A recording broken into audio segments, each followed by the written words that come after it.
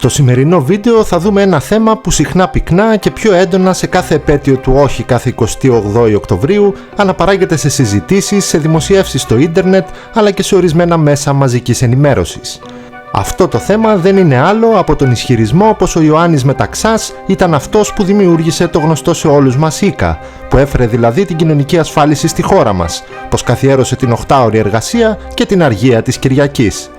Αυτοί οι ισχυρισμοί βλέπω τελευταία πως ακούγονται όλο και περισσότερο, ειδικά κατά τα χρόνια της κρίσης που οι εργασιακές σχέσεις επλήγησαν σε σημαντικό βαθμό, θέλοντας να δείξουν πως παρά το πραξικόπημα και την απολυταρχικού τύπου διακυβέρνηση του Μεταξά, θεσπίστηκαν φιλεργατικοί νόμοι που βοήθησαν την πλειοψηφία του ελληνικού λαού. Είναι όμως τα πράγματα έτσι? Σήμερα θα αφήσουμε τα στοιχεία να μιλήσουν, ώστε να δούμε αντικειμενικά και χωρίς ιδεολογικές παροπίδες τι ισχύει και τι όχι.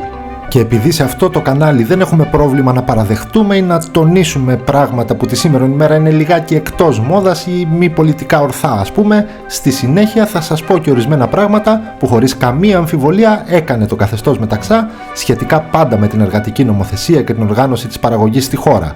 Πολλά επιπλέον πράγματα μπορούμε να εξετάσουμε γύρω από το Μεταξά και τη διακυβέρνησή του, όπως ο εξοπλισμός της χώρας, το μεγάλο όχι φυσικά και την προετοιμασία για τον πόλεμο και πολλά ακόμα, όμως αυτά είναι θέματα που μπορούν να εξεταστούν σε ένα άλλο βίντεο, γιατί σήμερα κοιτάζουμε μόνο τα εργασιακά και παρεμφερή δικαιώματα. Πάμε να πάρουμε αυτούς τους ισχυρισμούς έναν. Πρώτα ας δούμε εάν ο Μεταξάς όντως έφτιαξε το ΙΚΑ. Για να το πάρουμε από την αρχή πρέπει να σας πω ότι πολύ πριν από τη θεσμοθέτηση του ΙΚΑ είχαν δημιουργηθεί ασφαλιστικά ταμεία ορισμένων ξεχωριστών επαγγελμάτων.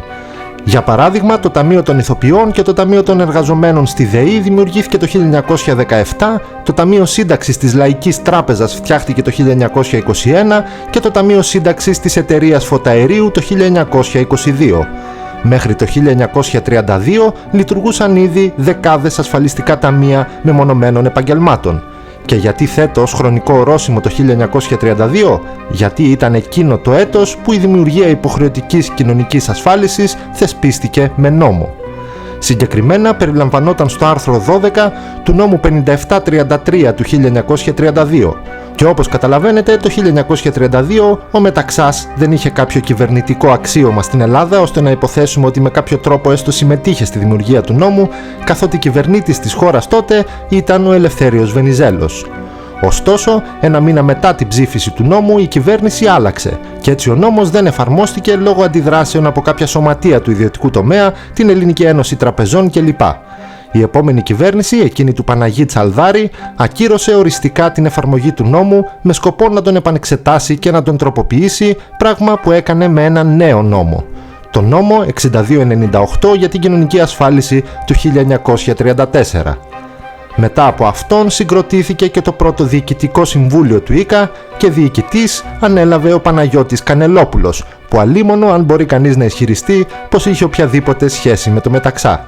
Από τότε το ΙΚΑ λειτουργούσε κανονικά, με αρκετά προβλήματα βέβαια στην αρχή, αλλά δεν προκύπτει πουθενά ότι ο Μεταξάς που ανέλαβε τη διοίκηση της χώρας αργότερα, το 1936 δηλαδή, είχε την παραμικρή συμβολή στη δημιουργία του ΙΚΑ. Αυτό που πράγματι συνέβη επί Μεταξά ήταν ότι άνοιξαν αρκετά επιπλέον γραφεία του ΙΚΑ στην Αθήνα αλλά και στην επαρχία και ότι έγιναν αρκετές για τα δεδομένα της εποχής προσλήψεις προσωπικού με σκοπό να αντιμετωπιστούν τα προβλήματα στη λειτουργία του, πράγμα που φαίνεται ότι όντως λειτουργήσε ως ένα βαθμό. Αυτό που επίσης έγινε επί Μεταξά ήταν η μεγάλης έκτασης εκστρατεία των ελεγχόμενων μέσων ενημέρωσης να παρουσιάσουν το ΙΚΑ ως δημιούργημά του, τα απόνερα της οποίας φαίνεται να φτάνουν ως τις μέρες μας. Ο επόμενος ισχυρισμός που θα εξετάσουμε είναι ότι ο Μεταξάς καθιέρωσε την 8ωρη εργασία στην Ελλάδα. Αυτό το θέμα το έχουμε δει αναλυτικά σε ένα ξεχωριστό βίντεο που μπορείτε να το δείτε αν σας ενδιαφέρει, αλλά πάμε να τα πούμε και εδώ συνοπτικά. Η αλήθεια είναι ότι το 8ωρο είχε ήδη καθιερωθεί 16 ολόκληρα χρόνια πριν βρεθεί ο Μεταξάς στην εξουσία. Και αυτό έγινε επίσης επί Ελευθερίου Βενιζέλου με την νομοθετική κύρωση της Διεθνούς Σύμβασης Εργασίας με το νόμο 2269 του 1920. Το 8ωρο βέβαια δεν πραγματοποιήθηκε έτσι με ένα νόμο, χρειάστηκε χρόνος ώστε σιγά σιγά να επεκταθεί και σε άλλους εργασιακούς κλάδους.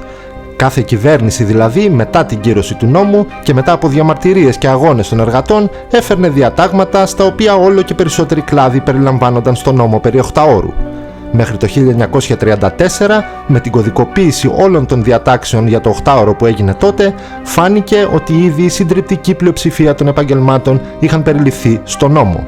Περίπου το ίδιο έκανε και ο Μεταξάς. Με το Βασιλικό Διάταγμα 368 του 1936 πρόσθεσε ακόμη λίγα επαγγέλματα τα οποία είχαν απομείνει εκτός 8ωρου. Αυτό που έγινε με μεγάλη επιτυχία όμως επί Μεταξά ήταν ότι οι προπαγανδιστικοί μηχανισμοί του διατυμπάνησαν το 8ωρο ως επίτευγμα του καθεστώτος, όχι τόσο στους εργάτες που όπως και να το κάνουμε ήξεραν τι ίσχυε, αλλά πιο πολύ στη μεγάλη μάζα των αγροτών και των δημοσίων υπαλλήλων που δεν είχαν σχέση με τη μισθωτή εργασία και πίστευαν ευκολότερα αυτά που άκουγαν. Ο τρίτος και τελευταίος ισχυρισμός που θα εξετάσουμε είναι το ότι επί Μεταξά καθιερώθηκε η αργία της Κυριακής. Η αλήθεια είναι παρόμοια με την καθιέρωση του 8ωρου. Η καθιέρωση της Κυριακής ως αργία ψηφίστηκε το 1909 και εφαρμόστηκε για πρώτη φορά την πρώτη Κυριακή του νέου έτους, δηλαδή το 1910, και πάλι όμως όχι σε ολόκληρο το εργατικό δυναμικό της χώρας.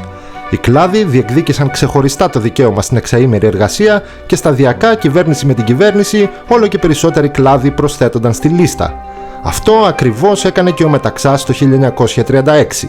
Αξίζει να αναφερθεί ότι ένας από τους πρώτους κλάδους που προσθέθηκαν ήταν και αυτός των δημοσιογράφων. Ποιος πολιτικός άλλωστε, πόσο μάλλον δικτάτορας, σε περίοδο όπου το μορφωτικό επίπεδο των Ελλήνων δεν ήταν και πολύ υψηλό, δεν θα ήθελε την εύνοιά τους.